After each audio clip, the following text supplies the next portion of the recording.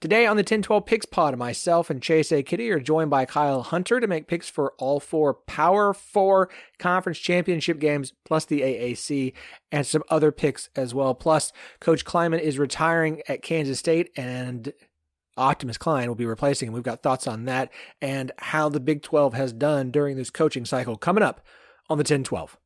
REI Co-op presents a perfect outdoor moment with the perfect gift.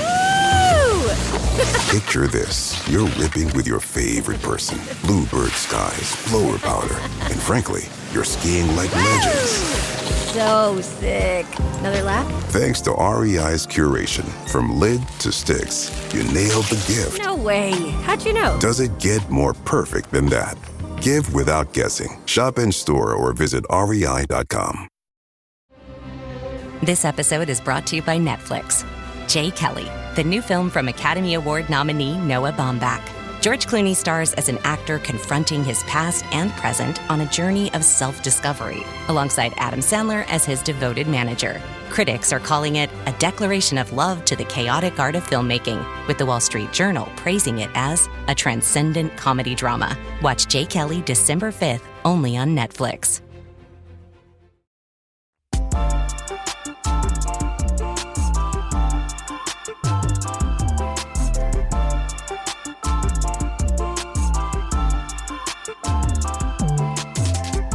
Welcome to the 1012 Picks Pod, where every week myself, Phillip, Slavin, and Chase A. Kiddy from BetMGM and a guest make picks for every Big 12 game on the schedule. 1012 Podcast is the flagship show of the 1012 Network. Find every show on the network at 1012network.com. And of course, we are partners with Sports Social, your biggest sports podcast network. Wherever you are listening, please do us a favor. Leave us 5 stars and review. That would be your Christmas gift to me, and I would appreciate it. I always love a good early Christmas present. If you're watching or listening on YouTube, please like the video and subscribe. We would really appreciate it. We do have a guest this week joining us. I've been working all season to get him on. We had him on last season. I follow his stuff throughout the season. Absolutely fantastic guest.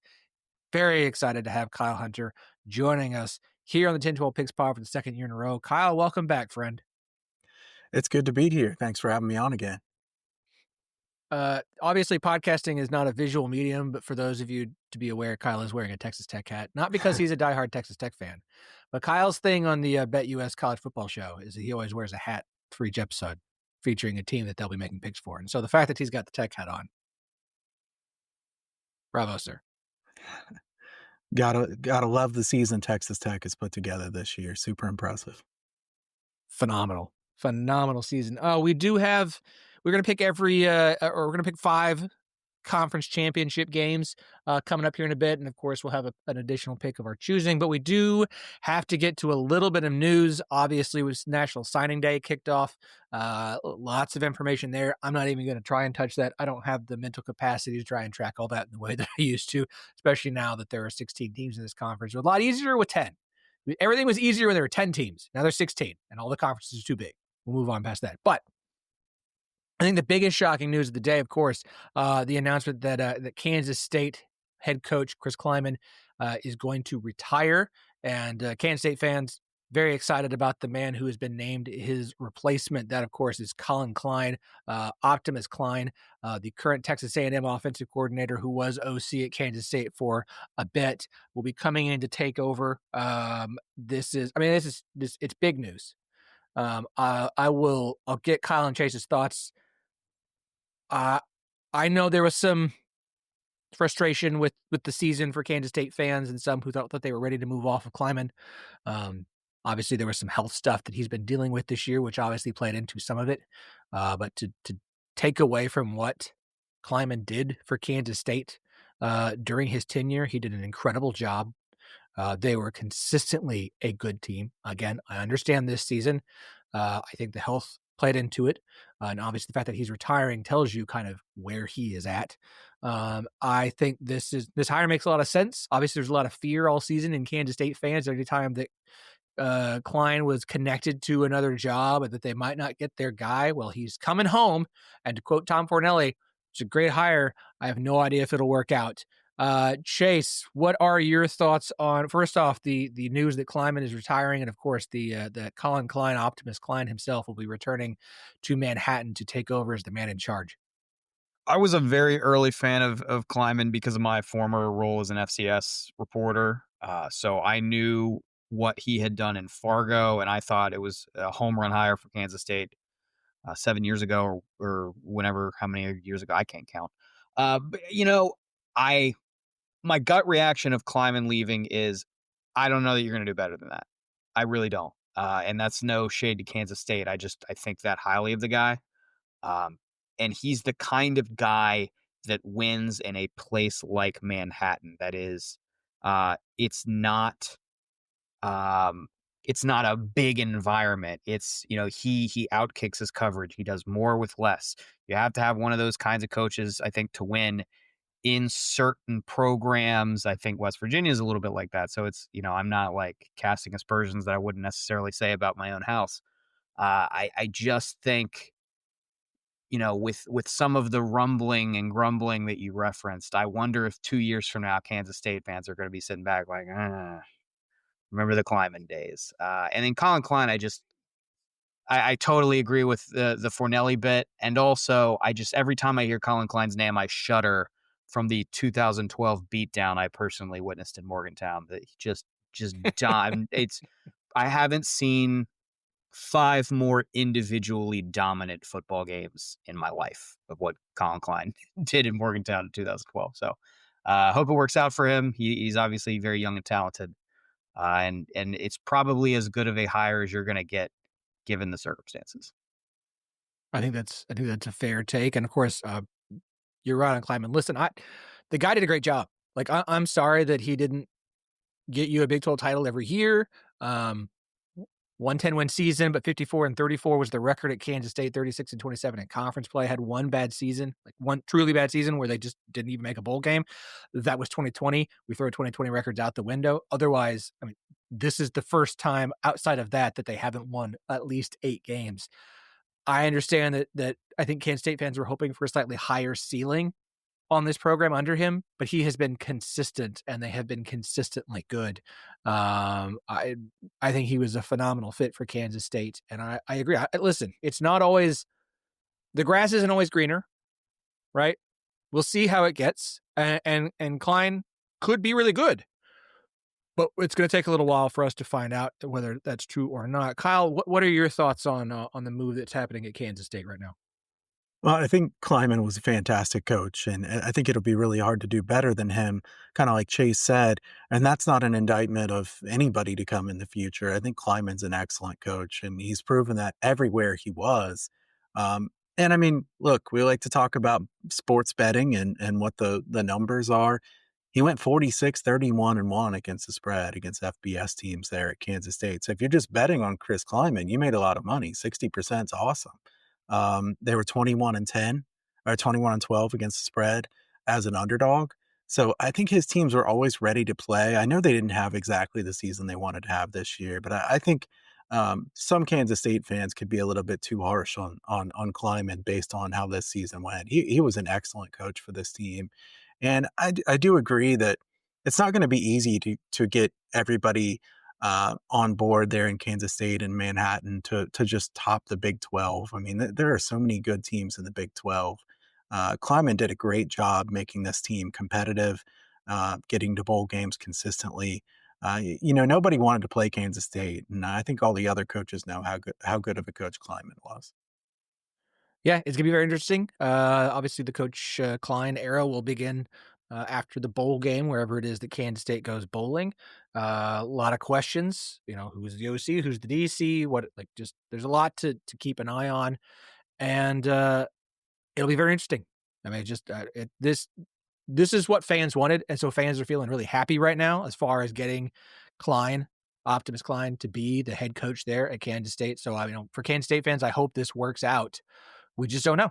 And for those of you who are like, no, this is a perfect hire. It's the home run hire. It's knock out of the park hire. It might be. It might not be. We will find out. The other big coaching news in the Big 12 is that Penn State got outbid by Crumble Cookie. And Kalani Sitake is now going to remain the head coach at BYU with a new contract. Sounds like there will also be a good financial investment in the program. Don't be shocked if BYU starts spending at the level that Texas Tech does. This is we can Penn State aside, that BYU kept Kalani Sitake from going to Penn State in large part because Crumble Cookie. And by the way, if we haven't all seen the tweet that after the news, there was a meeting at Virginia Tech with former Penn State head coach, and they had some Crumble Cookies there. If you want to know some top level trolling, that's quite there. I think it's great for BYU. It's great for the Big 12. I think it's great for the Big 12 that Kalani Sitake is staying. McGuire and Texas Tech are going to be in the playoffs. There's no reason to believe they're suddenly going to just fall off a cliff. Arizona State's keeping Kenny Dillingham. Oklahoma State, I like that hire that they've made with Eric Morris. Like, I feel really good about the Big 12 that nobody got poached. You have a retirement, and you have Gundy getting booted because the team was an atrocious mess the last 2 years. Like, that's it. Otherwise, you look around the conference and go, all right, okay. No one got poached. No one went off to all these big jobs that opened up, and nobody left.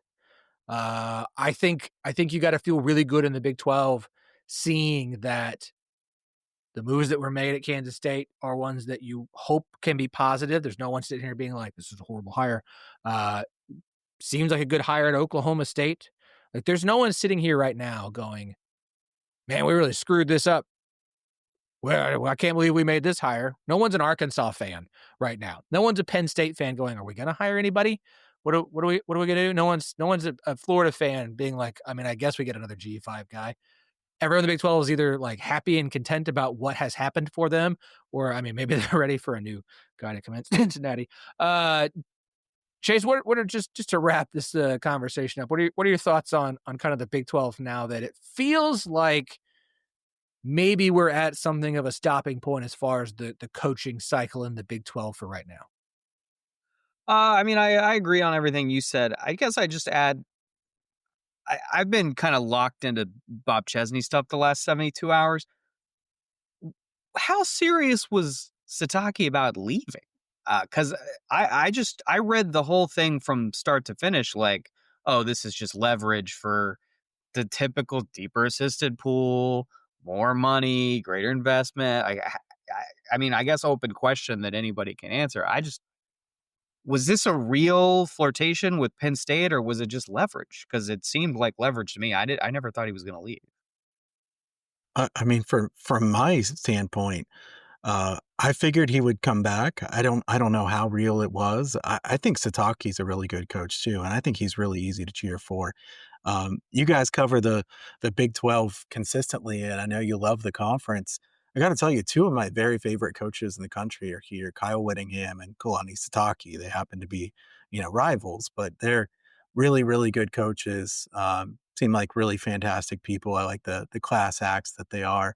I think Sitake has proven himself to be a winner, a guy that gets his team to play the very best they possibly can, even when they don't have the top-notch talent to look like they could compete with those other teams. How many times, guys, have we seen BYU win games with like, how did BYU win that game? Like, it just feels like they shouldn't have won that game, but they do it year after year. Like, at some point, we just say, man, this team's pretty good. They're doing the little things that it takes to win games. No, he is phenomenal. 22-3 in the last two seasons. In the 12, 15-3 in conference play. I mean, he has been absolutely phenomenal at BYU his entire tenure. You have your year one kind of dip at 5-7, and now they're just sitting here rolling. He looks like a football coach, and I mean that as an absolute compliment. Seems like he's a fantastic guy to play for. I think it's great the Big 12 has kept him in the conference. I'm glad you mentioned Whittingham, because I think that's the one I sometimes forget, the one we got to keep an eye on. Does he decide to stick around for another year? It really did feel all off season like this was going to be it. This was the final year for Whittingham in Utah. We'll have to keep a close eye on that. I would expect if he does decide to step down, obviously it would come after the bowl game, though. The fact that there's been no official announcement yet makes me kind of wonder. I mean, obviously they have their coach in Wedding, so there's not like they have to worry about, we're going to go find a guy. Nope, we got a guy already on staff. He's here. This is his show to run eventually. So we'll be interested to see what happens with Utah. But look, I think it's a win for the Big 12. I think it's been an off-season win for the conference. At this point, I think I made the joke about Cincinnati. At this point, the only fan base that I think is upset is Baylor, because it's such a mess that Dave Aranda is going to be back for the year, and I don't think any Baylor fan is excited about that. Flipness happened for all sorts of teams this past week as Baylor lost a bunch of guys they had planned to commit. So obviously going to be interesting heading into next season, but I feel good about the Big 12. I feel good about where everything kind of stands. So that said, one thing I don't feel good about is where I stand in the season from picks. Chase, listen, I get to go 6-5 last week. I did go 6-5. I did have a winning week. My pick 3 non-Big 12s did not work. I went 1-2, so that was fun. But hits were Texas Tech minus 23.5 versus West Virginia, under 47.5 at Oklahoma State, Iowa State, Houston plus 2.5 versus Baylor, under 50.5 in Kansas State, Colorado, and BYU minus 17.5 versus UCF. I got my Louisiana Tech plus 2.5, but the Memphis minus 5.5 and Florida State plus 1.5 were misses, as was the under 57.5 in TCU, Cincinnati, over 47.5 in Arizona and Kansas State, and Utah team total over 35.5 against Kansas. That was a weird game. 6-5 on the week. I am 58-65 on the season so far. Chase, you went 7-3, man. I had a good week, and you still beat me. Closers close, baby. It was good. It was good. The hits were Arizona minus 1 versus Arizona State, Texas Tech minus 23.5 versus West Virginia, Oklahoma State plus 14.5 versus Iowa State, under 60 in Baylor, Houston, under 50.5 in Kansas State, Colorado, Cincinnati team total under 26.5, and of course the under 62.5 in the Egg Bowl. The 3 misses were Utah minus 11.5 versus Kansas, UCF plus 17.5 versus BYU, and Memphis Navy over 58. But 7-3 on the week. 63-58-1 now on the year, sir. I'm going to go ahead and just say I'm pretty confident that you're going to win this year. It's very impressive. 63-58-1. That's a good job, man. Yeah, I don't want this to sound like a self-indulgent victory lap. I just mean this as a statement of fact. If you pick every game for every team in a conference for an entire season and you are anywhere north of 50%, that's an insane accomplishment. Yeah. So I think you being close to 500 is an insane accomplishment. I think anytime we do it, I'm amazed every year when we do this, and it doesn't completely devolve into a disaster. So good for us. Yeah, listen, it's one thing because we do follow this conference above the others. Like, don't expect me to pick every single SEC or ACC game because I would be terrible at that. But you're right. It's tough when you're only picking certain teams every single week. And in this conference, like, it's just so hard. You just don't know. Kyle, just so you're aware, guests this year are 48-60 on the season. Our last few have not been good. Last 3 weeks, when we had a guest, a combined 6-16. So plenty of opportunity for you there. Plenty of opportunity to have a successful week. So, with all that said, you guys ready to make some picks? Let's do it. Last time. Well, almost last time. We got bowl season is bowl season. Come on.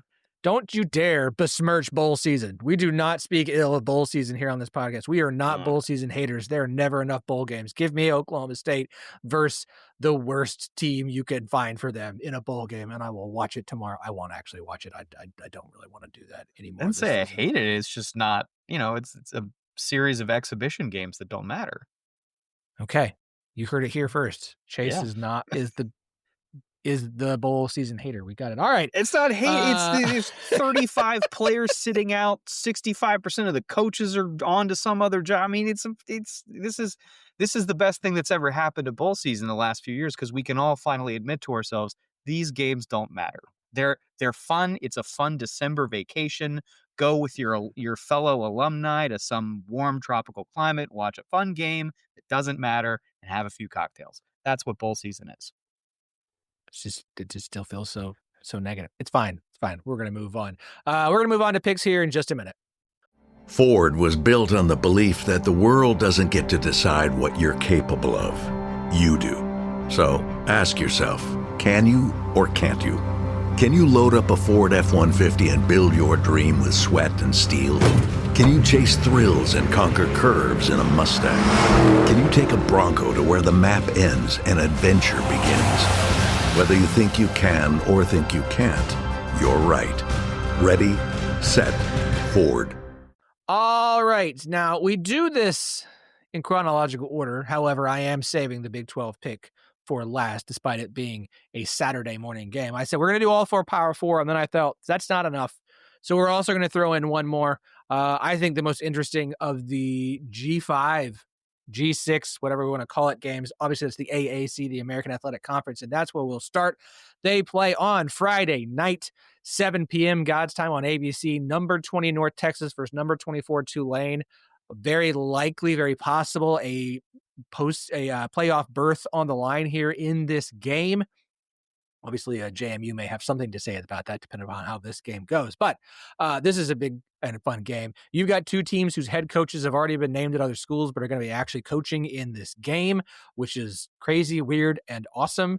And listen, we just got to roll with it. Okay, it's weird. I don't have to love it, but it's still interesting. So, all of that said, at the moment, right now, Tulane, or North Texas, is a 2.5 point favorite. The total in this one currently sitting at about 66.5. Chase is our big winner from last week. You were up first, sir. What would you like here? Yes, very excited for this game. It should be really fun. I would say slight correction to your setup here, Phillip. I think this is a playoff game. I think the winner of this game is in the playoff. I don't think JMU is going to overtake either one. Works for me. So I think, this is effectively a playoff game. You win, you keep playing. I like North Texas. I think Tulane's had a shitty last month of the season. I think Tulane, this really says it all. Tulane got ranked 2-3 weeks ago, and John Summerall says, like, out loud publicly, like, really? This team? Like, because they're not playing well. And I'm not saying they don't deserve the ranking. They beat 2 Power 4 teams. So when you're, like, up against a team like JMU that has had a pretty unfortunate series of developments, and they had some good teams scheduled and they all fell off a cliff this year. The Sun Belt's way worse than you thought. Liberty sucks now. It hasn't turned out well for your boys over there in Harrisonburg. So I just think, like, nice ranking, but you guys have sucked the last month, and it's been, I think Morris has done just such a better job keeping his locker room focused and evolving while the coaching carousel spins, and it feels like Tulane, I don't know if it's a peak too early situation or distracted or whatever it is, but I don't know what they do that's special. North Texas's offense is very, very good. Not sure about that defense, but the offense is really good. So I'm laying the 2.5. I'm happy to do it. I think it's the right side. And, it's telling that before the Tuesday night rankings came out, North Texas wasn't ranked by the committee, but Tulane was. North Texas is still the favorite in this game. It's not quite the unranked favorite rule, but it's pretty close. So give me North Texas. Okay, I like it. We agree, sir. It's 2.5. That just doesn't seem like enough. And I get it. Tulane's got the history, but I just don't understand, based off of the way these teams have performed this season, why North Texas is only a 2.5 point favorite. Every single one of our metrics agree and have them covering. SP Plus is North Texas. Everyone has North Texas. So SP Plus has them by 8.2. TSU has them by 3. FEI has them by 5.8. Beta has them by 12. Parker's got them by 3.2. Pear's got them by 5.7. Like, I think they're going to win, and I think they're going to cover this. The fact that it's under 3 makes me go, this feels pretty easy. I'm running with you. I'm taking North Texas to get the win here. I'm taking North Texas to go to the playoff, and it's going to take a little bit longer before Eric Morris finally makes his way to Stillwater to officially take over as the head coach of Oklahoma State, because he's going to be coaching in that playoff game, which is awesome and fun. And I will enjoy watching that and having them mention Oklahoma State every 5 seconds when they talk about Eric Morris, who's been named the head coach of Oklahoma State football. And that sounds pretty fun to me. So I will ride with you, UNT -2.5. Kyle? All right. So before I get into this, I will say, are we going just sides totals? Like you don't give any props, bets, or anything like that for the official plays? We We don't don't do do props, player. but team team total, right? I mean, unless you want to Yeah. open it up to props. We don't do So player props, but you are welcome to team totals. You're welcome to first half lines. Okay. You're my buddy Joel did quarters a couple weeks ago, which was insane, but he did it. So, ballsy. uh, all that stuff is open and available. We just don't do player props. Okay. So I don't disagree with you guys. North Texas is the better team here. Tulane has found a way to win this many games, and there's no way they should be ranked 20th. I mean, they're probably going to go out and look amazing in this game after I say that. But um, how did they jump 4 spots by beating Charlotte last week? That doesn't make any Because sense. everybody in front of them lost. It was a classic. You didn't do Yeah, anything, but yeah. everybody else lost. Yep. Yeah, I mean, but they looked bad even in that win. I mean, at 27-0, and they were really not having much success for a long portion of that game. I think Tulane's only chance here is to run the football as much as they possibly can. Run the football, win time of possession. I figure the game plan here is to keep the North Texas offense off the field. Um, Tulane doesn't have the defense that they had the last couple of years. They don't have that lockdown unit. They're still better than what North Texas has been playing against lately. I'll give them that. The one thing that gives me some pause about North Texas offensively, they've been putting up some stats against really, really bad defenses here lately. I mean, you look at their schedule down the stretch, UAB, Rice, Temple, Charlotte was among their last 5 games too. Tulane's defense, not amazing, but they're going to look good compared to those guys. Now, Mestamaker's fantastic. He's going to put up numbers no matter what. I think Tulane can have success running here. Skylar Cassidy's a really good defensive coordinator for North Texas, and they've been really good against the pass, but they're not great against the run. I think Tulane can have success running the football, using up some clock here in this game. North Texas, huge splits, 12th in yards per pass attempt allowed, 17th in yards per carry, 128th in stuff rate for the defensive front. So I think Tulane can kind of gradually move the ball. Now, they're really not very good at red zone touchdown percentage, 101st. So maybe they kick field goals. I don't think those field goals will work very well for winning a game like this. North Texas has been great in the red zone, first nationally in points per scoring opportunity, 4th in explosiveness on offense. Um, Distractions for both teams. I mean, both coaches, of course, they're going to say like business as usual, everything's normal. Like there has to be some kind of distraction here. It has to be at least a little bit difficult. But this is a massive game for both teams. I'm going to take under 66.5, and I'm going to hold my nose while I say that one because under in a North Texas game is not fun, and I don't really want to take the under, but I think over 66.5 in a game that means this much to both teams is too high. My numbers have this just a few points lower, and I'm going to take the under, thinking that Tulane uses the time of possession, slows this game down as much as they possibly can, and North Texas wins, but probably doesn't score quite what some people think they could. All right. I like it. Okay. 2 on UNT and 1 on the under. Okay, we move on to Saturday's games. First game up that we're going to be talking about here is the afternoon game, 3 p.m. on ABC. It's the SEC championship between number 3 Georgia and number 9 Alabama. At the moment, Alabama number 9. Good grief. It's fine. I understand. Whatever. Okay, cool. At the moment, hold on. I'm going to find it. I'm still getting used to this new platform. Are they not? Where is it? Kyle, I got Yeah. Phillip on unabated last week. I'm not used to it yet. Okay. Okay. Nice. Not used to it yet. Okay. Georgia is a 2.5 point favorite total in this one.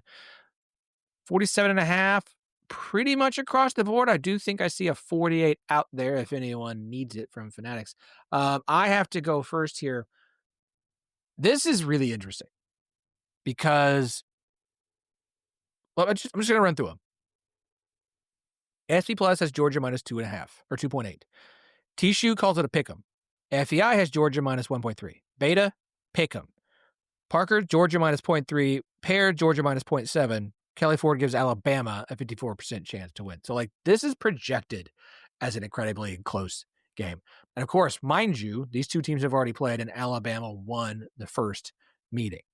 I am intrigued by this game because it feels like on paper and by projections, we should have another close game like we had the first time. I like Kalen DeBoer. I understand why Alabama fans were a little bit out on him after year one. I think they were making a mistake. I think he's done a phenomenal job in year two, and I think he's getting this program, keeping this program on track. He's not Nick Saban. No one's Nick Saban, but I'm not sure they could have done a better hire than the one that they made in DeBoer based off what he's done so far in his first two seasons there at Alabama. All of that said, can DeBoer beat Kirby twice? Like Nick, I could see it happening. Can DeBoer do it twice? I'm not going to pick him to. But man, I like the line is small enough because I think Georgia wins this game. I do.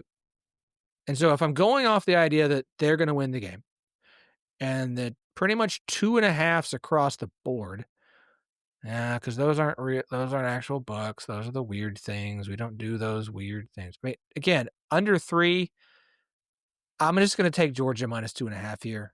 I think they get them this time. I don't think they lose twice to Bama. I think Kirby's smart enough to not do that. And DeBoer is a very, very good coach, but he's not Saban. And I think that's the difference here. If this was Saban back here, I'd go ahead and pick Alabama, but it's not. I like DeBoer. I think they're really good. I think Alabama's good. I don't think they should be in the playoff this year, but whatever. But I'll take Georgia to win the SEC title. Kyle.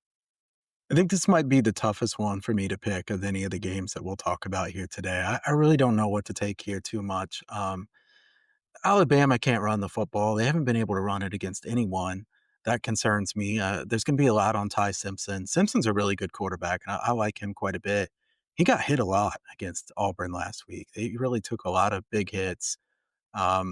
Alabama, offensively, so much reliant on the pass game concerns me. I will say the one positive is Georgia's secondary is their weakness. I mean, they're better at stopping the run than they are at stopping the pass.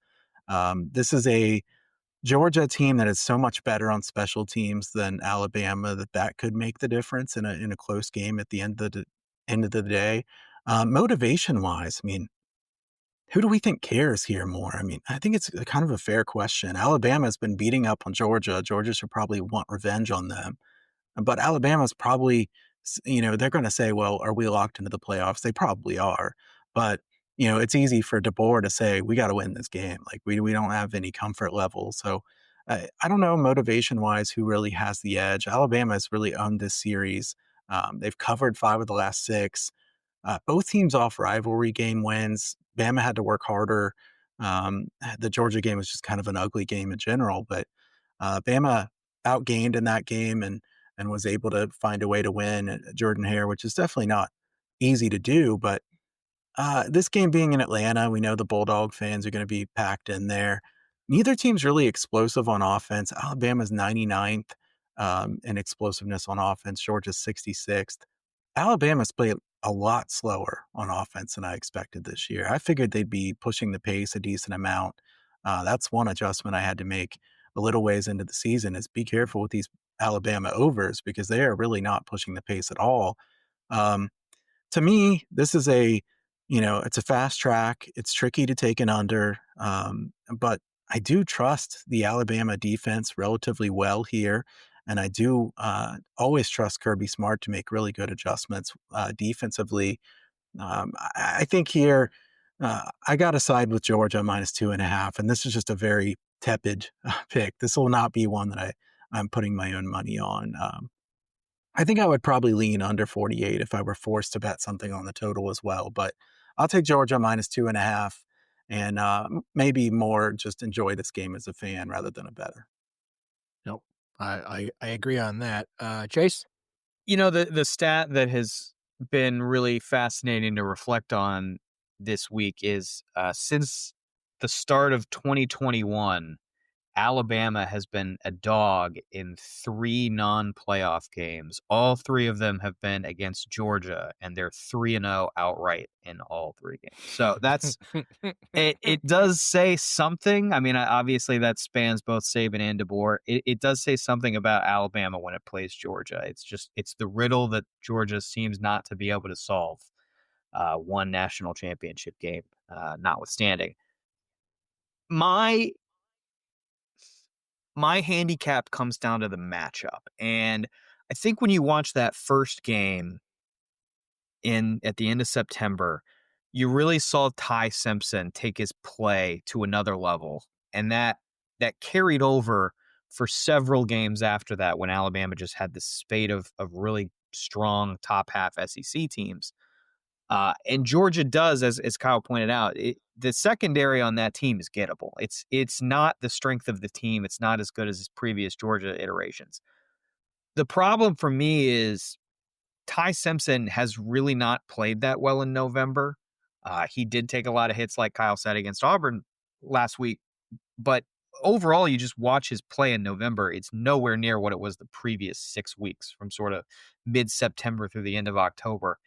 And I really think you're going to need Simpson just balling out like he did in that first Georgia game for Alabama to win this rematch. And I just haven't seen that level of play from him recently. So because the number's 2.5, I'm going to side with the Georgia side here. And then if this went to 3, I would really probably have to think about it a lot harder or maybe take a total. But because it's 2.5, I'll take Georgia. Uh-oh. Consensus curse. Consensus curse. 5-8 this season when all 3 agree. It's a thing here on the show. For every podcast is someone's first in theory. So something to keep an eye on this one. All right, we move on down the schedule to 7 p.m. God's time on Fox on Saturday. Number 1 versus number 2, Ohio State versus Indiana for the Big Ten title. That is a weird thing to say. Not Ohio State versus Indiana. That's weird enough for the Big Ten title. But number 1, Ohio State versus number 2, Indiana is a weird thing to say for the Big Ten title.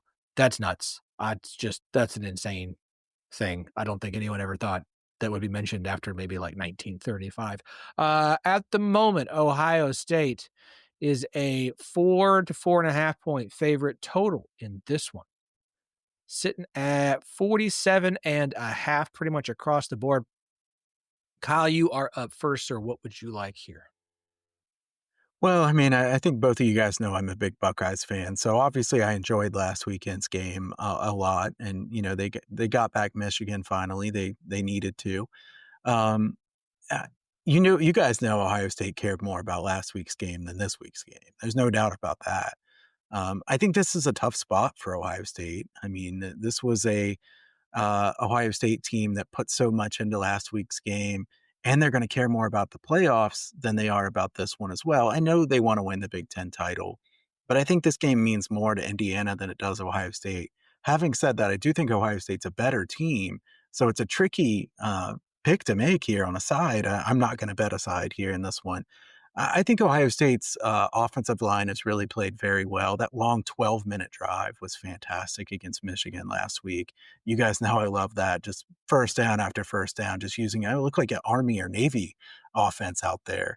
I think, Ohio State, tough spot. Like I said, Indiana just blew away Purdue as we figured they would. And they could just get ready for this one. Similar strength of schedules, Ohio State's first in PPA margin, Indiana's third. Indiana's first in points per play margin, and Ohio State's second. Indiana has kind of ran up the score a little bit more than Ohio State does. I think 2 coaches have a little bit different styles. Cignetti's a fantastic coach, and I love Cignetti. He does a really good job. He does not let off the gas. They keep scoring. Ryan Day in the second half, they'll kind of put in the backups, run the ball a little bit more. They've also played at a slow pace, very slow pace. Ohio State's second slowest tempo of anybody in the country. I would have been shocked if you told me that was going to be the case at this point in the season, but Maybe should try to avoid some injuries and things. But I think Ohio State's first half defense that's giving up less than 4 points per first half has been really, really impressive. And I mean, the fact that they're giving up like 7 point something per game. I mean, this is just defense has been amazing all year. Um, the relative weakness of the Indiana defense is the secondary. They're 25th in PPA per pass allowed. Ohio State's first on offense there. Indiana, though, first in havoc created on defense. Ohio State's fifth in havoc allowed. I think that's the single thing you should watch the most here in this game is Ohio State's offensive line versus Indiana's defensive line. I think a slow pace in this game. I do lean under the total. I like the first half under better than the full game, so I'll take that. I see FanDuel has 24.5. It is juiced pretty heavily. So I don't know. We can take 24 or whatever. You could take a bet of putting part of it on 23.5, part on 24.5. Maybe that'd be the most fair thing to do is for me to take under 24, make your own line here with a first half total. Because I hate to take under 24.5 with a just massive juice minus 138. I think slow pace to start this game. Really like the two defenses. I think it's going to be a little bit of a feeling out process in this game. So I'll take first half under. Listen, this is all for fun. So under 24.5, that's fine with me. We're not, Right. I'll take I'm not going to hold your feet to the fire or try and take your money. Oh, no, you got to give us your money. This is a no juice show, Kyle. There is zero juice under consideration in this format. No, we're good. We're good. The fact that we're allowing like first half totals this season, that's just all you need to know. Okay. That's how far we've come. Chase, you're up next, sir. What would you like? Well, obviously, I hope my close personal friend Kurt Signetti wins this game. However, I too am not super interested in a side here. It sounds like maybe I'm a little bit more interested than Kyle. I actually would lay it with Ohio State. But my angle on this game is also the total. You know, there has been so much dialogue about how this game is a Heisman duel. And the winner of this game is going to win the Heisman. And I, for a million reasons, think that is both incorrect and way overbaked into some of the handicapping of this game.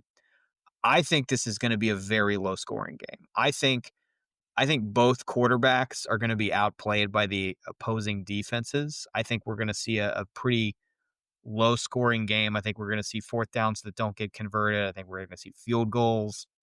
And I think Ohio State probably gets a late score that pushes the margin to 9 or 11 or something in that range. So that's kind of how I'm thinking about the game. I like the under. I would lay it if you're looking for a side. I would lay it with Ohio State, but I personally like the under here as one of the stronger bets for this week, and that's what I want to post to the show here is under 40. I don't know what is it. There's I bet so many. There's like 47.5. Okay. I've bet so many unders this week. I can't keep all the high 40 numbers straight. There's a decent amount of 48s as well. I mean, 48's definitely. Does Bet365 count? Yeah, that's legal. Yeah, that's 48 then. Under 48. Let's do it. The numbers are interesting on this one because the projections all say, except for FEI, have the total over. FEI's got it at 43.2, but I think so much of what Ohio State and Indiana have done against some teams is kind of baked into that. And I do think this is definitely one of those games where the under is probably the right side of this one. What is interesting to me is this. It's almost so similar to the Georgia-Alabama one. SP Plus has Ohio State by 0.9. Tishu has Indiana by 1.5. FEI has Indiana by 0.1. Beta has Ohio State by 0.89. Parker's got Ohio State by 5.8. Pear's got Ohio State by 0.2. And Kelly Ford gives Indiana a 51% chance to win. This does feel like a close game. And I understand the idea of Ohio State getting a late score to push this over. And I can absolutely see that happening. But I kind of want to lean on Kyle's who wants this game more? And y'all, Indiana absolutely wants this game more than Ohio State does. Like this game to win a Big 12 title, Big 10 title at Indiana, of all places, in football, not basketball, football, would just be I mean, forget it. Just go ahead and throw the parade. Like, that's fine. Well, whatever happens in the playoff happens in the playoff. Let's throw the parade. So I'm going to take Indiana. I'm going to take the Hoosiers. I think 4 was the best we had. Let me pull that back up. No, there's 4.5. 4.5. Perfect. So I'm going to take Indiana plus 4.5 in this one. I think they want this game more. I don't think that guarantees that they're going to win the game. I think Ohio State's pretty good, but I think it's going to have Indiana keep this game close. And I do. Ohio State might win, but I don't think it's they score late and take a bigger lead. I think this is a low scoring, close game. So I will take Indiana plus 4.5 in this one.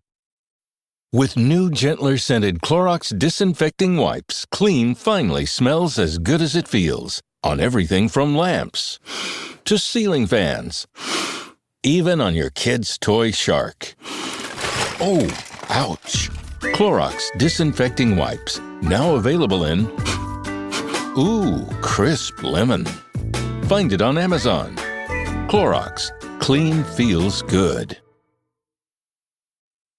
All right, this brings us to our last non-Big 12 conference championship game.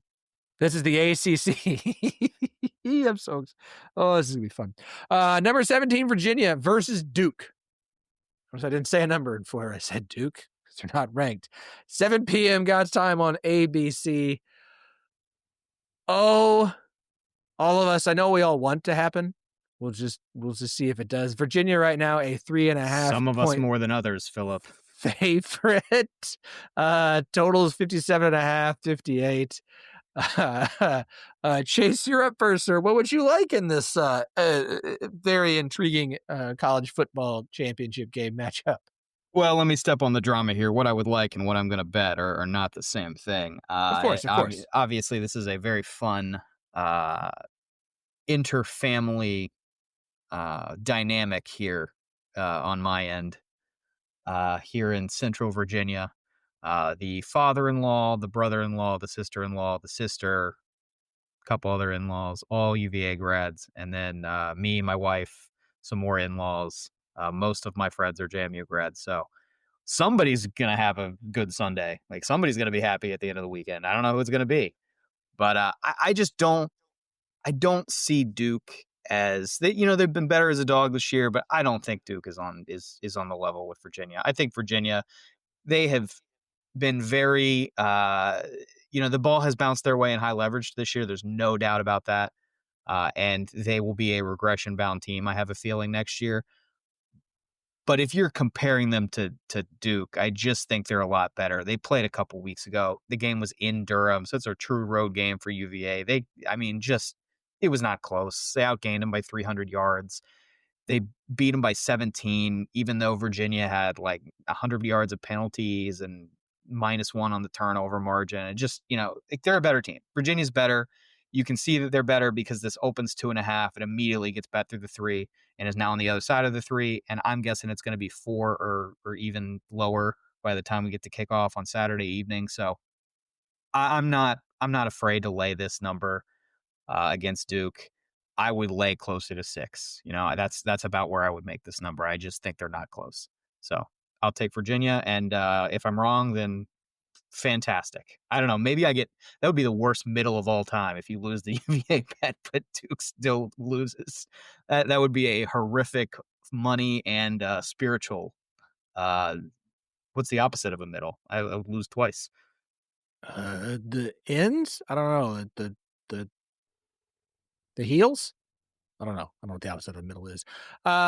Look, we all want Duke to win because it'd be really funny if Duke won the ACC and the ACC didn't get a team in the college football playoff, because all hell would be breaking loose and we would immediately be going to a 16-team playoff because I know it's the ACC and not the SEC. If the SEC got held out, we'd have a 24-team playoff immediately. But still, it would be the most lull thing possible. Immediately, North Carolina and Clemson are like, all right, we're out. Bye. We're going to the SEC. How much do you want? I think Virginia wins this game. I think that's the right side of things. Chandler Morris is playing. He's healthy. I see absolutely no reason the Duke's going to win this time around. I am going to say, though, as much as I think Virginia is the right side on this one, I kind of wonder. I mean, the total in this game went under last time they played. I kind of feel like that might be the right side here again, is for this game to go under. I think the total right now, as I said, was 57.5. There is some 58s out there. SP Plus has it at 58. Beta has it at 63. But everybody else has this game going under. I think Virginia is the right side. I'm gonna go ahead and take the under 58. I think that's a repeat of last time where it's a few points shy of this goes under. Just because like I think Virginia's the right side, but I just can't. My heart, my soul so badly wants Duke to win this game for all the laws that I just can't. I can't do it. I can't do it. I can't do it. I can't do it. Under 58. Kyle? Well, I mean, Virginia is going to get the benefit of the calls if anything goes down close at the end. I mean, this is one of those spots where I'm not really a conspiracy theorist, but who the ACC would like to win this game. I mean, this is a pretty big spot. I don't have to say anything more probably there, but um, Virginia has taken money here, and it makes all the sense in the world. Virginia minus 2.5 was a good bet. The people that bet that right away. Um, the, the ACC, just has all the reason in the world for Virginia to look good in this game. And Virginia's defense has impressed me down the stretch quite a bit. They've given up 100 rushing yards per game the last 3 games, 113.6 per game for the year. They're third in PFF's defensive grade in the ACC. They had a couple bad games early, kind of got it out of the way, and been consistently very good here lately. 27% allowed on third down conversions, 24th in points per opportunity. Duke's defense is the biggest weakness on the field by a lot, like not even close. 127th in PPA per pass. Injuries to the secondary have hurt, graduated their best player from last year as well. Virginia's 49th in pass success rate. Duke is 121st in pass success rate allowed. Duke is 16th out of 17 teams in the ACC, according to PFF, when it comes to coverage grade. Duke is giving up almost 300 passing yards per game. Chandler Morris threw for 316 yards on them last time. Wake Forest threw for 342 yards on them last week, which we know Wake Forest doesn't really throw it around on people too often. Clemson threw for almost 400 against them. It's a fast-paced game, so I think I lean to the over a little bit in general, but I'm going to take Virginia team total over 30.5. I think Virginia probably wins here. Since it's gone through the 3, I would have taken Virginia at minus 2.5 or minus 3, but I'll go with the team total over 30.5 instead, thinking that this Duke secondary gives up some big plays here. All right. We move on to our last game that we're all picking. That, of course, is the Big 12 title game, 11 a.m. God's time kickoff on ABC on Saturday. Number 4, Texas Tech, and number 11, which is stupid, BYU, 11. At the moment, this game, by the way, is a sellout in Arlington. They've already announced it's the biggest sellout. It tops the 2023 showing for the new Big 12 title game. At the moment, Texas Tech, 12.5 point favorite. Total in this one is 49.5. I believe I'm up first. I'm just going to go ahead and take Texas Tech to cover. No offense to BYU. Maybe they're more competitive this time. Maybe the fact that Kalani Sitake is sticking around just makes them so excited. But I don't think most people in college football give Texas Tech's defense enough credit for how just ridiculously good it is. And this game is in Arlington. I understand that West Texas is its own continent. And there will be plenty of BYU fans there, but there will be plenty of Texas Tech fans. They want this. They want a top 4 seed. Texas Tech's going to win this game. And I think they're going to do it comfortably. Even if it's close early, they're going to pull away because this defense is just that good. I cannot wait to see this defense in the playoff. I cannot wait to see Texas Tech's defense in the playoff.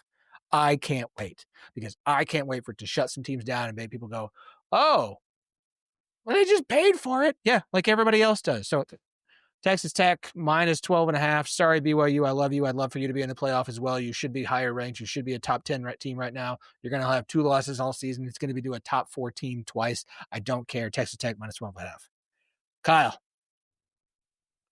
So I agree with almost everything you said there. I think Texas Tech's defense is just fantastic, and Child Wood is tremendous. I mean, very, very best defensive coordinator.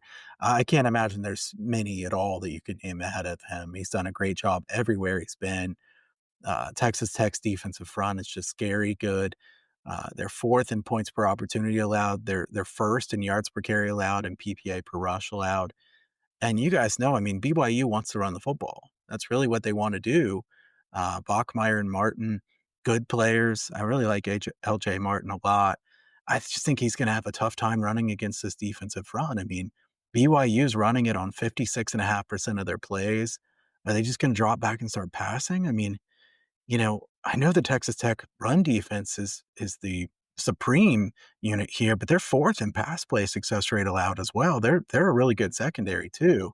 And I don't think Bachmeyer's the type of guy that can just drop back and throw it around against Texas Tech. So as I'm, kind of handicapping this game, I just don't see how BYU can score very many points here. I think they'll be running the ball, playing relatively slowly. I wouldn't expect to see explosives from them. They had 27 carries for 67 yards in the first game. I kind of think they're going to run into a brick wall again here. Texas Tech defense is great on late downs. I mean, third and fourth and short, even if they get into it, they could stuff them in the backfield. It's happened a lot of times this year. I think it could happen again. Like I said, I love Kalani Sitake. I actually really like the BYU team a lot. But Texas Tech, I think, is on a different level. And if you look at the way this game plays out, I'm actually going to take two. Can I take two plays in the same game here? Go. Hey, if you want to, go Absolutely. for it. It's the end of the no I was going to rules. say, so this is like, I like both of these better than I like Georgia, but I had to pick something in that game. So I'm going to take first. I'm going to take first half under here. I think 25.5 is the best I've seen out there. And I'm also going to take BYU's team total under 17.5. And I think the team total under 17.5 is my favorite. I just don't see how they can score too many points. Maybe if there's picks, pick six, special teams, something like that. I just don't think they can do too much against this Texas Tech defense, who I agree with you. I mean, Texas Tech probably is undervalued even in the futures market, plus 1100 or something like that, because, uh, you know, other than, if Notre Dame makes it in, I think Notre Dame's really dangerous too. But other than them, Texas Tech would be the bet that I'd want to make as a futures better. I think that's a good bet.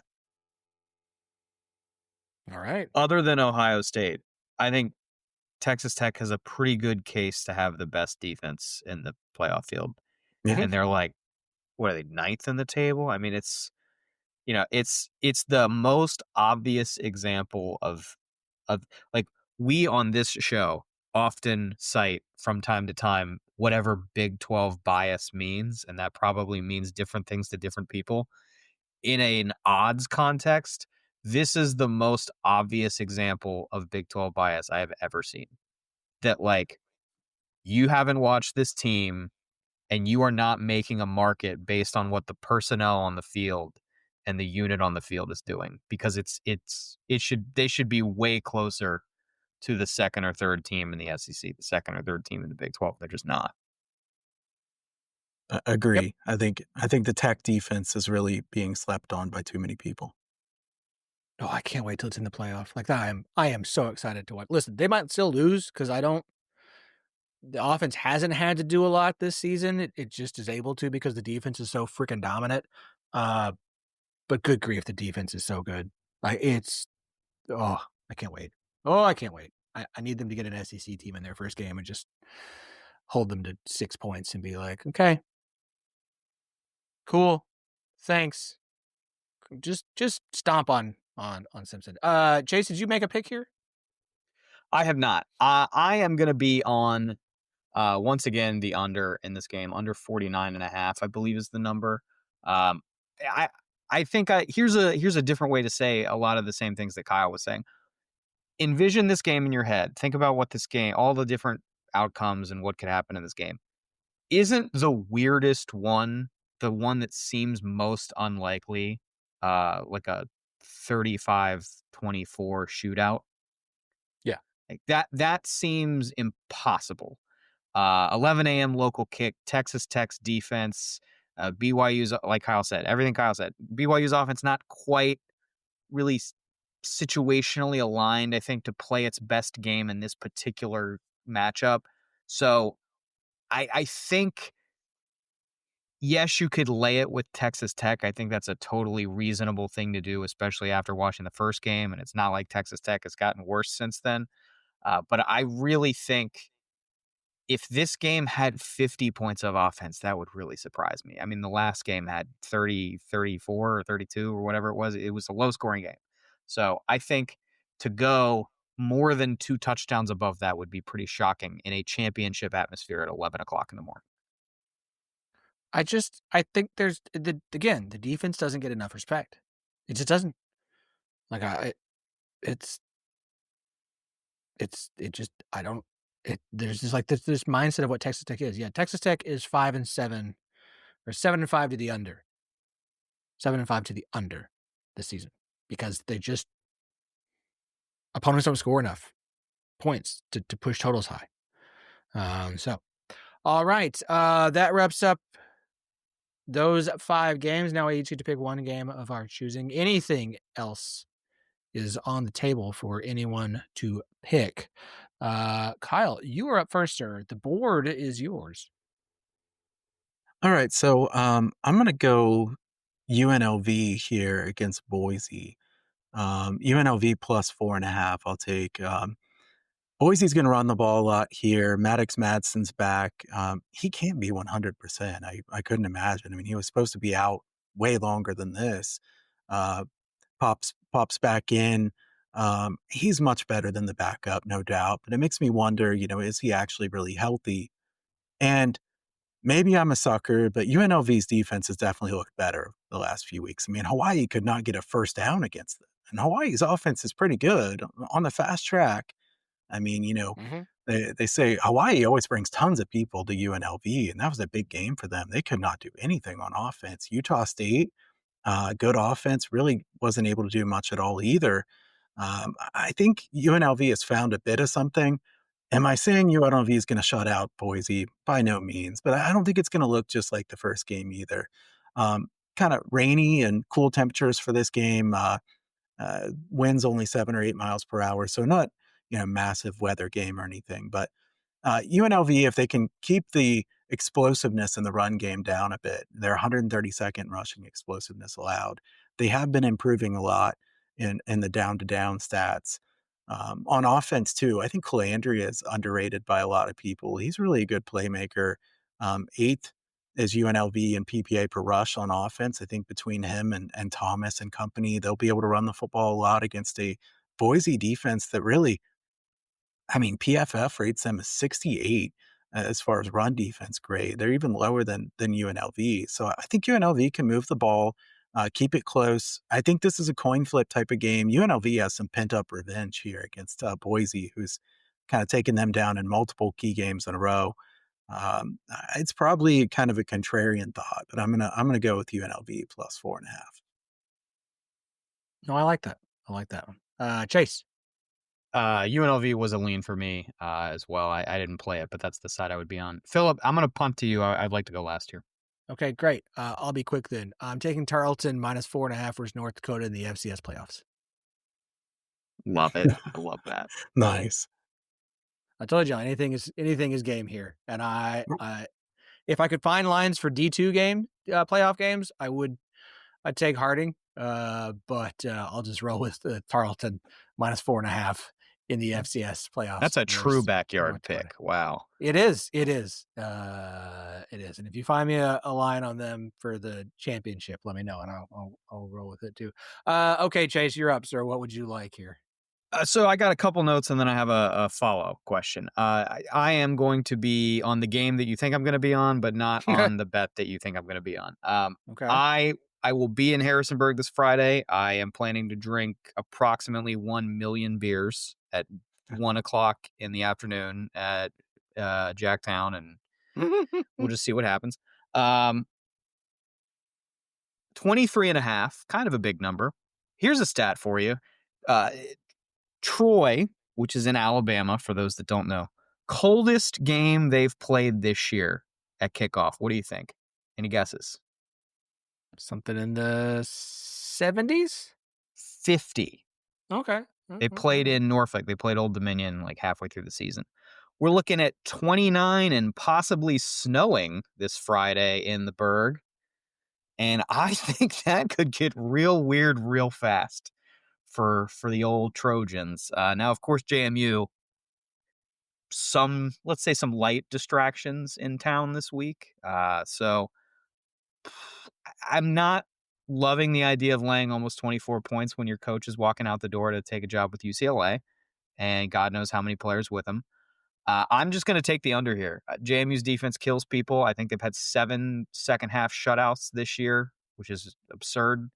I think the offense is often vastly overrated. They have these games where they drop 60 on people, and then they go 2 or 3 weeks where they take 2.5 quarters to get going. So I really like the under here. I think it's one of the better bets available. 47.5 is the number on the board at most of your outs. So that's what I'm looking at this week. Here's my question for you.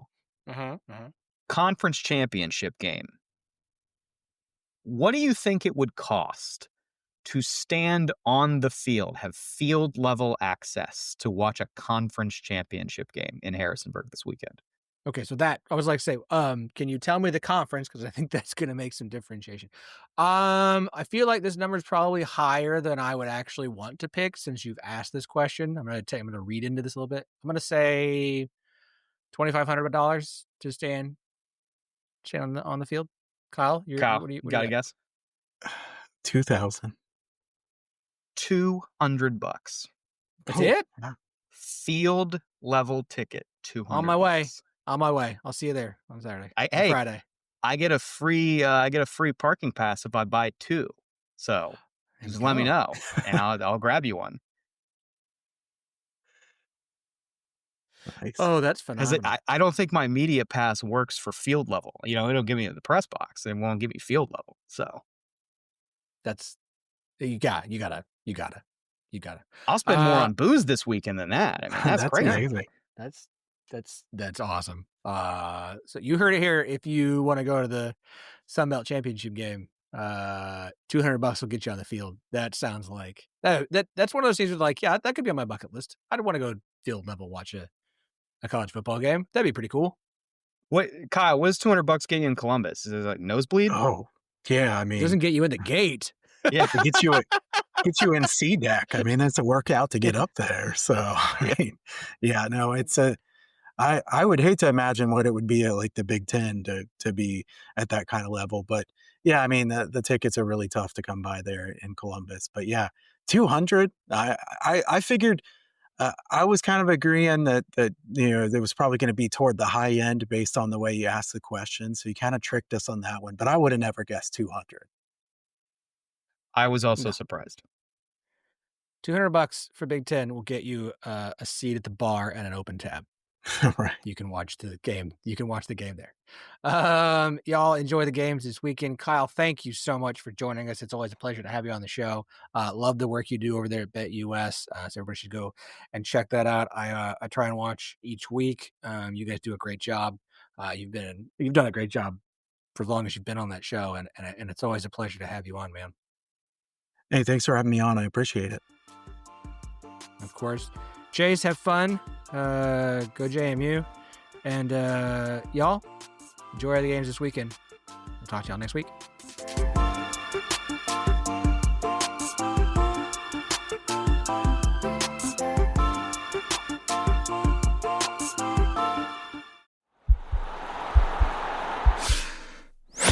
This podcast is part of the Sports Social Podcast Network.